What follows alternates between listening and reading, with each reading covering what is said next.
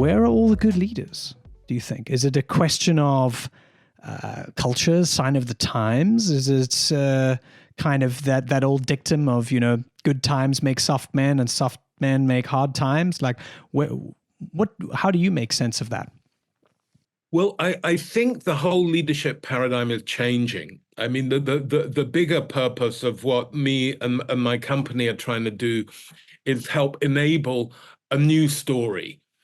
And a new story requires new leaders. And fundamentally, I think, the old story, industrial growth, using the resources of the planet, profit before people, all of that we've lived with since the Industrial Revolution, and all the positive consequences for some in terms of raised economic circumstances, but the negative consequences that we're all now facing in terms of the environment, shows us, I believe, that the old story has run out of room and run out of road, and that it's time to create a new story.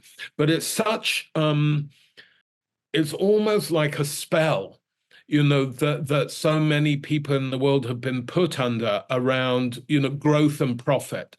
That eternal growth is supposed to be the way forward, as opposed to all the indigenous societies who are living in a much more circular economy, very naturally, working with the rhythms of the year, with the rhythms of nature, right. Kind of co-inhabiting with the earth in a peaceful way rather than domineering.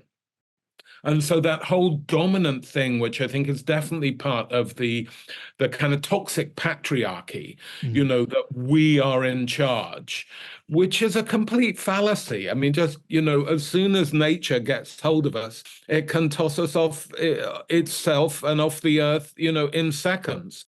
With great quakes or fires or floods or whatever, and seems to be, getting a little more upset with us. I listened to a podcast a couple of years ago that said, if we were still talking about there being gods around, we would be tempted to say the gods are angry.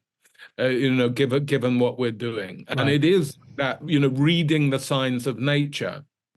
And again, that notion that if we read the signs, what is my world, what is the world saying, that can help us tune into purpose as well. That quote at the beginning, which I should credit, it's Frederick Buchner, German writer, who said, some version I've adapted it slightly, but that your calling is where your greatest gift meets the world's deepest need.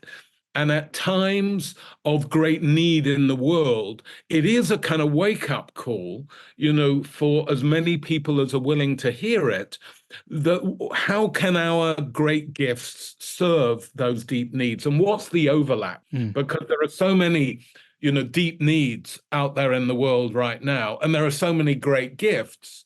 And purpose is when you find the sweet spot between the two, or one definition of purpose. There are many ways to find purpose, but that one of looking for a need that I feel inspired to meet is one great way. Yeah.